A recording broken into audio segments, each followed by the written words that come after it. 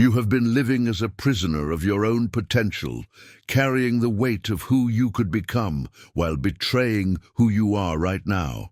And this comfortable torture has become so familiar that you mistake it for wisdom, for patience, for being responsible. Friedrich Nietzsche understood that most men die without ever truly living, because they fall in love with the seductive lie that tomorrow will be different, that next week they will finally act, that next month they will finally become the man they see in their dreams. But what Nietzsche discovered about human nature will shatter every excuse you have ever made for your own delay and reveal why the very comfort you seek is the poison that kills your soul. The philosopher who declared the death of God knew something about the death of dreams that will make you question everything you thought you knew about time, about readiness, about the difference between preparing for greatness and actually creating it. And by the end of this exploration, you will either hate what you discover about your own patterns, or you will finally understand why every moment you postpone your authentic becoming is a moment you can never recover. You wake each morning with the weight of unbecome dreams pressing against your chest. The man you could be haunts the corners of your vision, always just beyond reach, always requiring just a little more preparation, just a little more time. This is not laziness. This is something far more insidious. It is the sophisticated art of self-deception dressed in the noble robes of prudence and planning. Nietzsche understood that most men live their entire lives in the antechamber of existence, polishing their armor while the battle rages outside. You tell yourself you are gathering strength, accumulating knowledge, waiting for the perfect moment when conditions align with your vision. But what you are really doing is avoiding the terrifying responsibility of creation, the awful freedom of shaping yourself according to your own will rather than external expectations. The comfort of delay offers you the illusion of infinite possibility without the risk of finite failure. In the realm of tomorrow, you remain the hero of your own story, untested and therefore undefeated. But Nietzsche whispers from beyond the grave that this postponement is not preparation. It is the slow suicide of the soul. Every day, you choose comfort over courage. You choose the known over the unknown. You choose the slave's security over the master's dangerous freedom. You have created a god out of your future self and become a worshipper at the altar of what you might become. This is the most subtle form of slave morality, where you defer to an imaginary master who lives in tomorrow while despising the flesh and blood reality of who you are today. Your present self becomes the servant, the unworthy one who must sacrifice and suffer so that the glorious future version can inherit the kingdom you are building but never entering. Nietzsche saw through this psychological sleight of hand with surgical precision. The slave creates elaborate moral systems to justify his weakness, and you have created the most sophisticated one of all. The morality that makes virtue out of waiting, nobility out of preparation, and wisdom out of inaction. You judge your present desires as base, your current capabilities as insufficient, your immediate impulses as unworthy of the great man you will someday become. But this future master you serve is a phantom, a projection of your own will to power turned inward and against itself. The tragedy is not that you failed to become this idealized version. The tragedy is that in worshipping tomorrow, you murder today. Every moment you spend genuflecting before your potential is a moment stolen from your actual becoming. The master within you dies a little more each time you choose the comfort of delay over the terrible beauty of immediate self-creation. The most dangerous enemy of your becoming is not chaos or conflict, but the velvet prison of comfort that surrounds your daily existence. You have mistaken the absence of struggle for the presence of peace, and in doing so, you have embraced the most insidious form of nihilism that Nietzsche warned against. This is not the dramatic nihilism of destruction, but the quiet nihilism of stagnation, where life slowly leaks away through 1,000 small choices toward ease and security.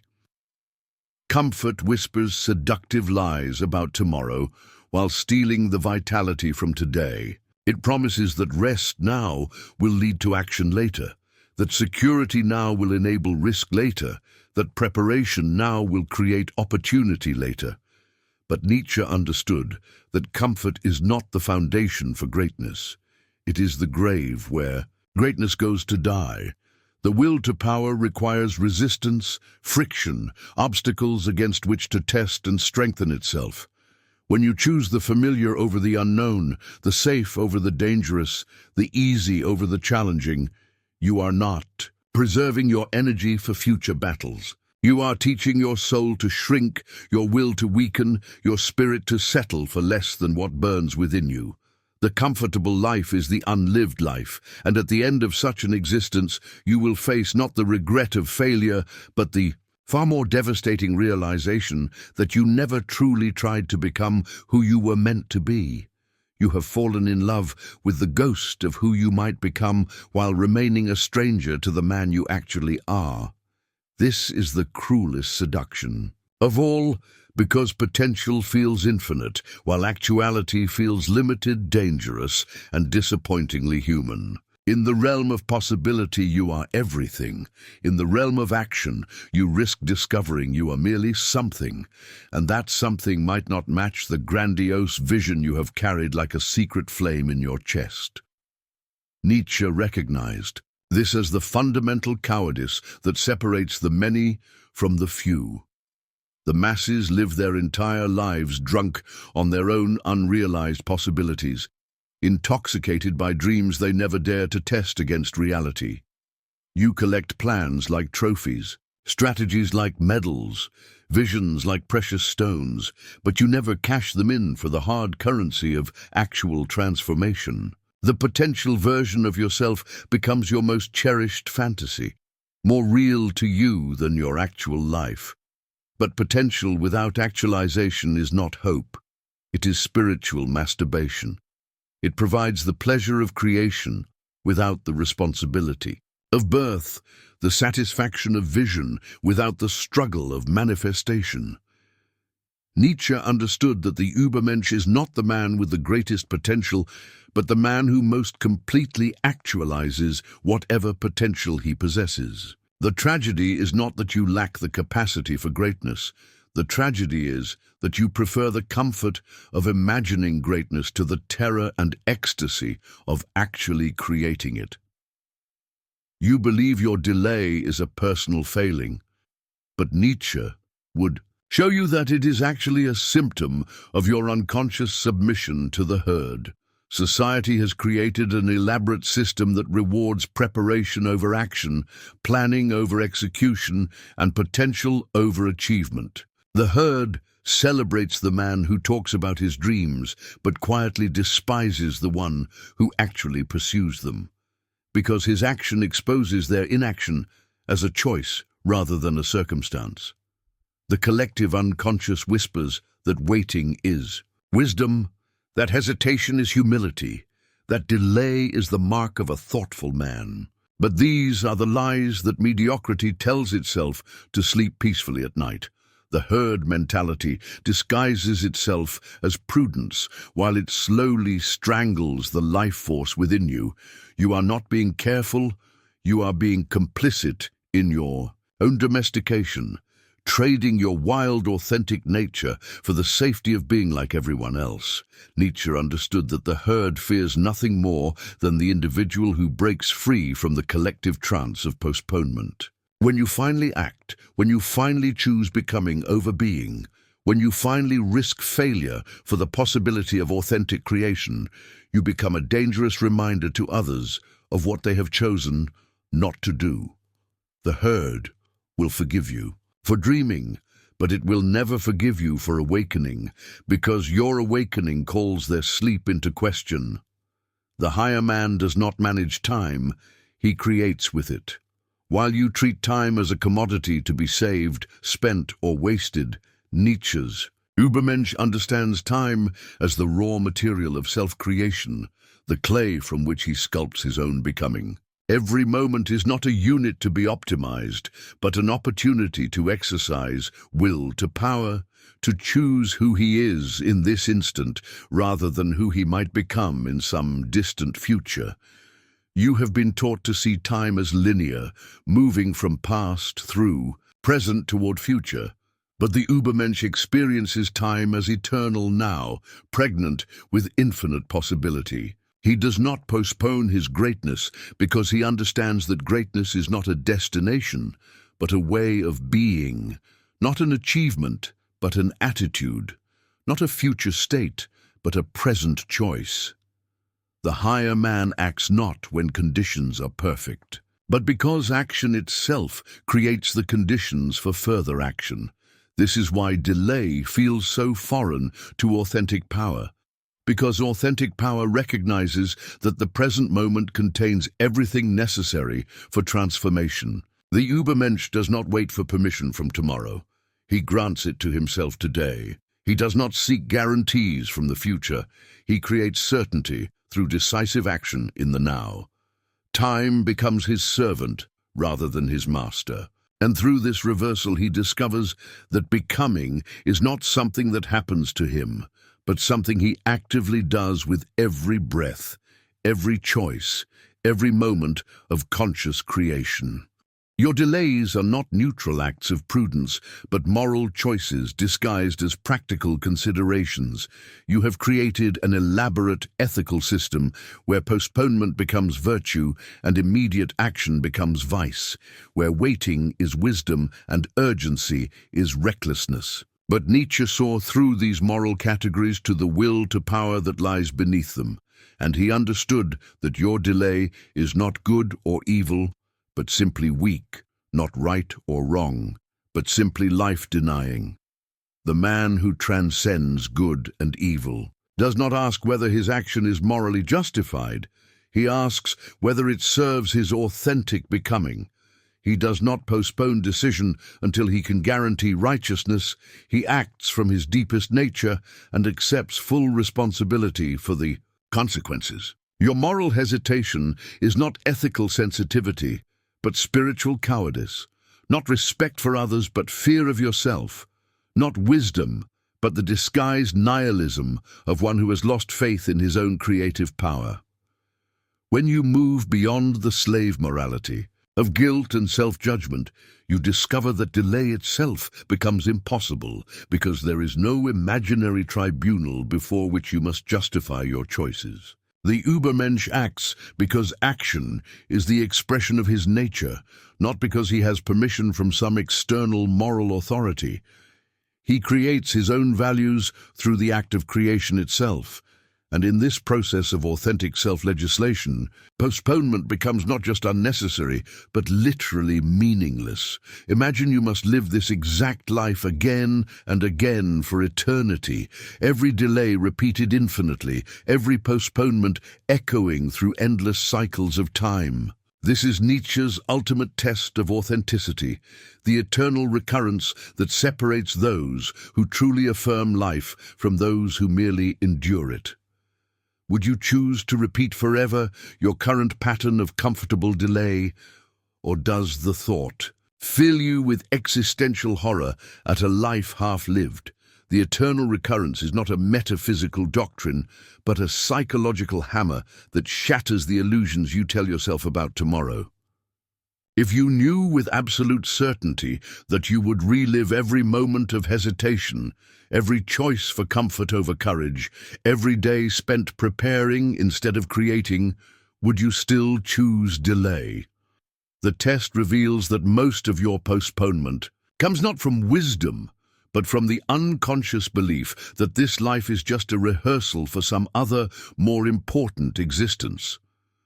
Nietzsche understood that the man who can say yes to eternal recurrence is the man who has learned to act as if each moment matters infinitely because each moment does matter infinitely. The eternal recurrence transforms delay from a strategy into a tragedy, from prudence into profound waste. When you truly grasp that this moment, this choice, this opportunity will repeat forever in the cosmic cycle, postponement becomes not just foolish but literally unbearable to a soul that has awakened to its own creative responsibility.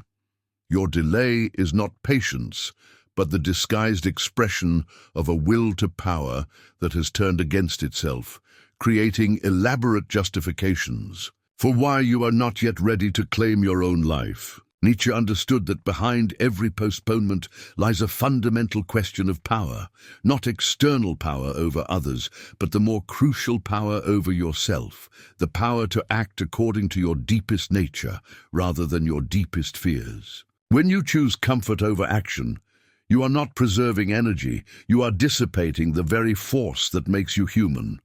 The will to power demands expression through creation, through risk, through the terrifying act of bringing something new into existence rather than endlessly preparing for that creation. Every day you delay is a day you teach your will to power to bow before imaginary obstacles, to genuflect before conditions that will never be perfect, to serve masters that exist only in your mind. The tragedy is that your postponement feels like humility when it is actually the most arrogant act possible, because it assumes you have unlimited time to waste on your own comfort. True power reveals itself not in the grand gesture you plan for tomorrow, but in the simple act of choosing action over inaction today, movement over stagnation, becoming over being. The will to power cannot be stored like money in a bank. It must be exercised like a muscle, or it atrophies into the spiritual weakness you mistake for wisdom. Nietzsche saw that the man who waits for power is the man who will never possess it, because power is not a destination to reach, but a force to embody in every moment of authentic choice. The ultimate teaching of Nietzsche collapses into this single moment where you finally understand that becoming who you are is not a future achievement, but a present activity. You do not become yourself by waiting for the right conditions. You become yourself by creating conditions through immediate, decisive action. The famous command to become who you are is not an invitation to discover some hidden essence, but a demand to create your essence through the fire of lived experience and authentic choice. Will to power reveals itself not in grand gestures planned for tomorrow, but in the 1,000 small acts of self-creation you perform today. Eternal recurrence teaches you that this moment is not practice for some more important moment, but the very substance of eternity itself. Self-overcoming happens not when you finally feel ready, but when you finally act, despite feeling unready, transforming fear into fuel and uncertainty into creative energy that propels you beyond your current limitations. The seduction of delay dissolves completely when you realize that the man you are seeking to become already exists within the man who chooses to act now. Every moment of postponement was a moment of self-betrayal. Every comfortable delay was a comfortable death. Every tomorrow was a theft from today. But this moment, this choice, this breath contains everything you need to step out of the antechamber of existence and into the full, blazing reality of your own authentic becoming, where delay becomes impossible because you finally understand that you are not preparing for your life. You are living it. The man you could become is dying a little more each day. You choose comfort over courage, and Nietzsche knew that most people realize this truth only when it is too late to do anything about it. So I ask you this: if you knew you had to live this exact life of delays and postponements forever, would you still choose to wait, or would you finally understand that the only moment you truly have is this one? Share in the comments what you have been delaying and why, because your honesty might be the mirror that helps another man see his own patterns clearly.